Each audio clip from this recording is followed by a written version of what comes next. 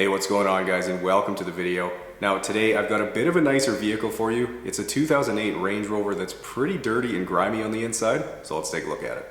Okay, starting with the exterior, and you can see this Range Rover is sitting on huge 22-inch wheels, but what little tire there is still pretty dirty, and moving around the vehicle it's got a light layer of dirt on it and a few spots that look like they've been neglected a bit, like the lower trim.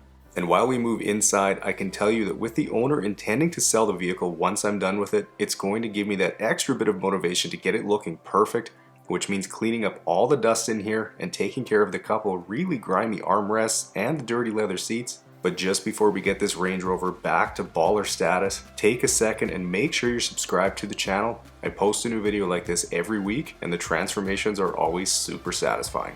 Alright guys, well, it's not the dirtiest, but it is one of the nicer vehicles that I've done, so I'm looking forward to getting to work on the detail today and to showing you guys this vehicle. So as always, sit back, relax, and enjoy.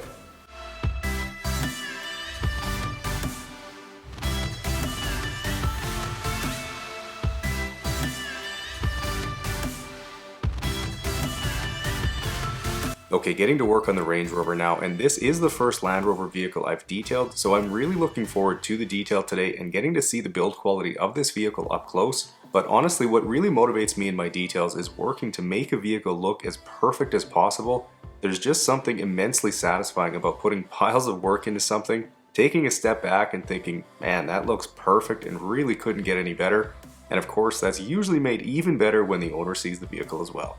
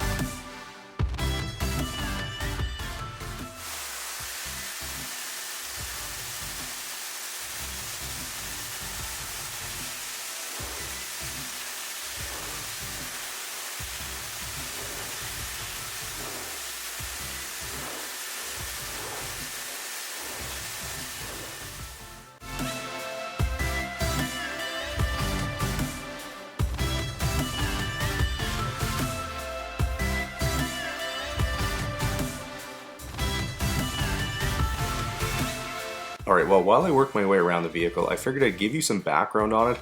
So like I mentioned in the opening, the owner is planning to sell it once I'm done with it, but he hasn't had it for very long. He actually recently picked it up off a former player for the Saskatchewan Roughriders pretty cheap for $6,000, as it was thought to have some pretty significant mechanical issues. I guess the guy had just gotten cut from the team and was headed back to the US and thought the vehicle had all kinds of issues, but after a closer inspection it wasn't quite as bad and only needed minor repairs, one being a transmission fluid leak. So with those repairs done, it was brought to me to do the final details so it can be put up for sale. So basically the owner's flipping the vehicle and is hoping to get around $13,000 for it, so he's definitely going to make a tidy profit on the exchange.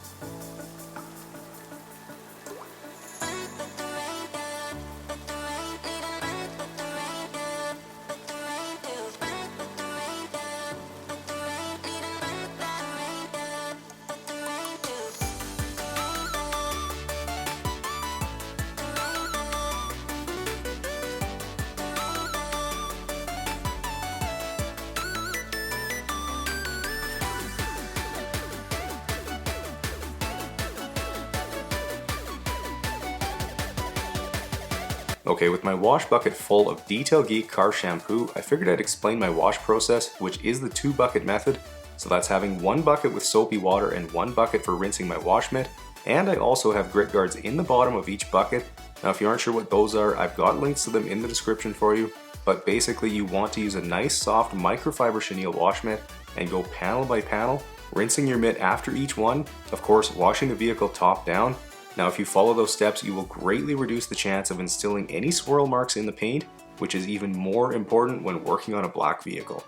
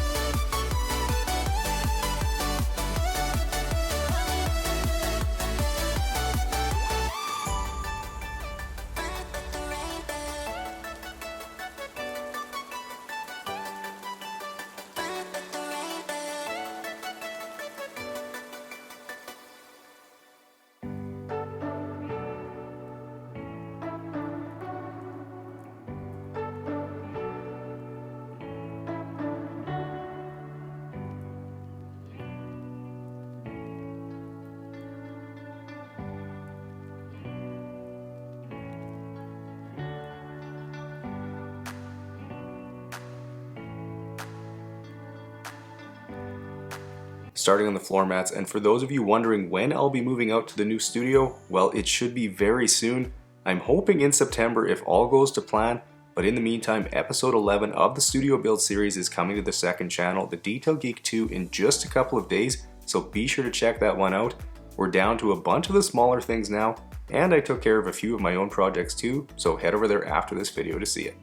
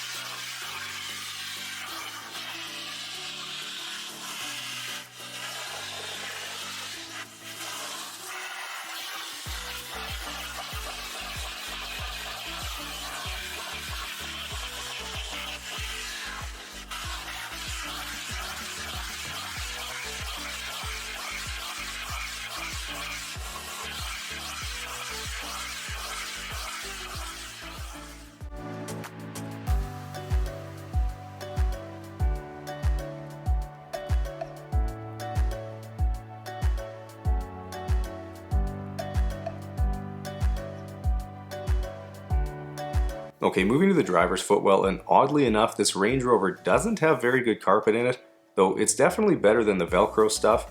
It's actually a slightly different type of carpet and not something I've seen before, so thankfully there wasn't too much for embedded dirt, as I do think it would have made it challenging to get it all out.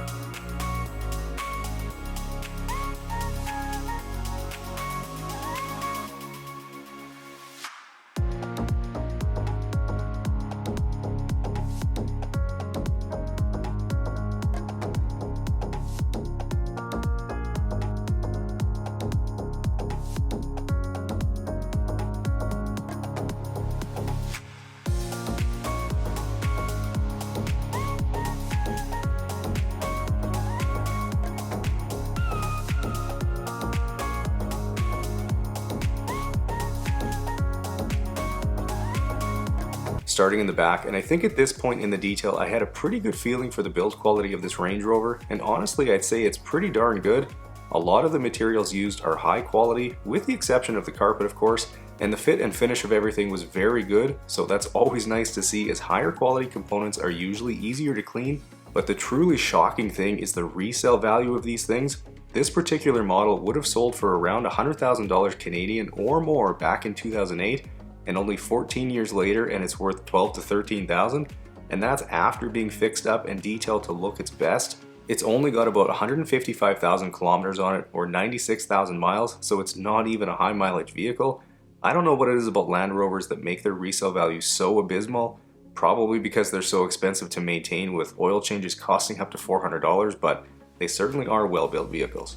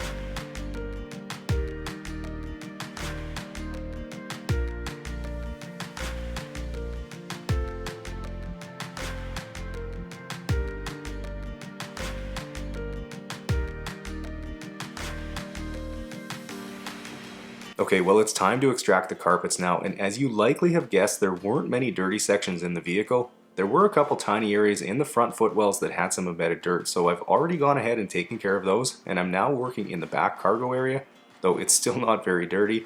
You can see a little bit of brown coming through the extractor, so there was definitely a little bit of dirt hiding in there.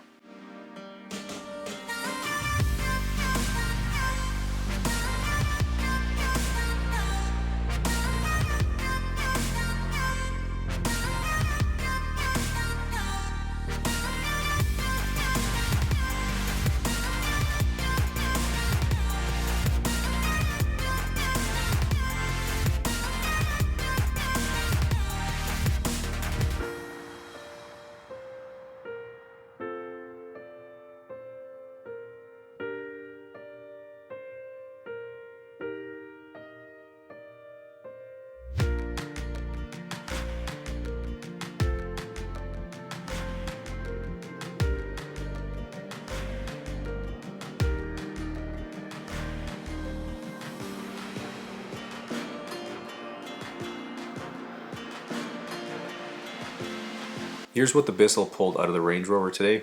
Honestly, it's not even that gross.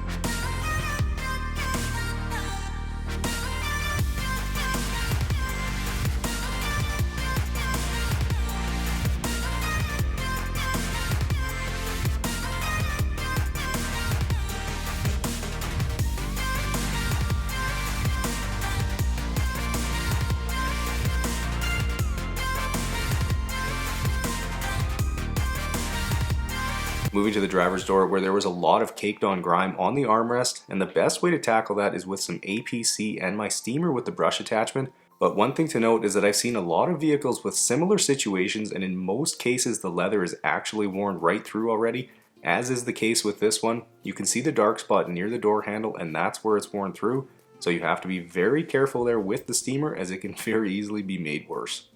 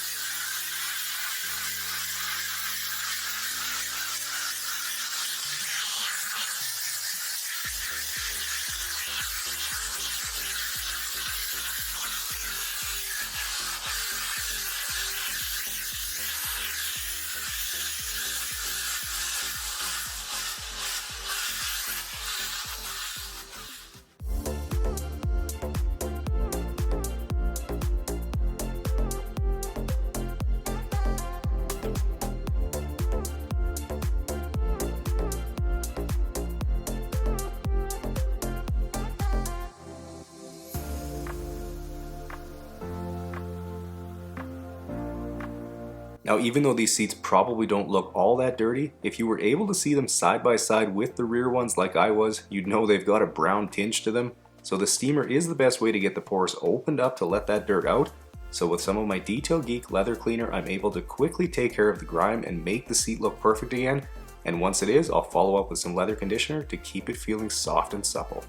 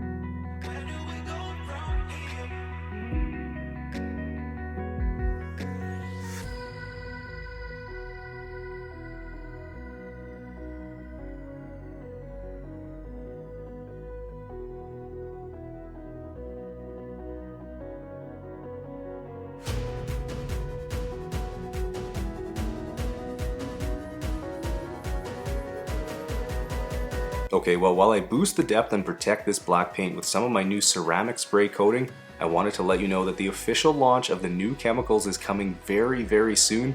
I'll announce it here on YouTube shortly, as well as Autocare's Instagram, so be sure to give it a follow. This is the culmination of many, many months of careful testing to get things exactly where I wanted them in terms of product performance, and I can't wait for you guys to get your hands on everything. There's 8 new products coming, including carpet solution, leather cleaner, and even compound and polish, so if you think you want to pick some up, sign up for the newsletter on the website, as there might even be a discount waiting for you.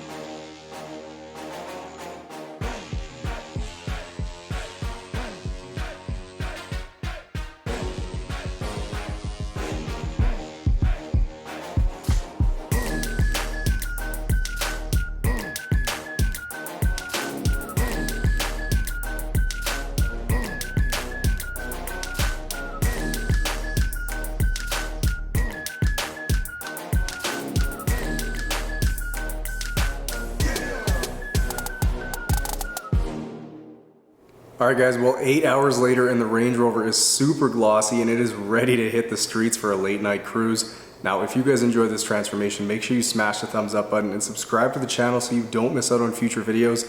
Enjoy the guitar outro, and I'll see you guys in the next one.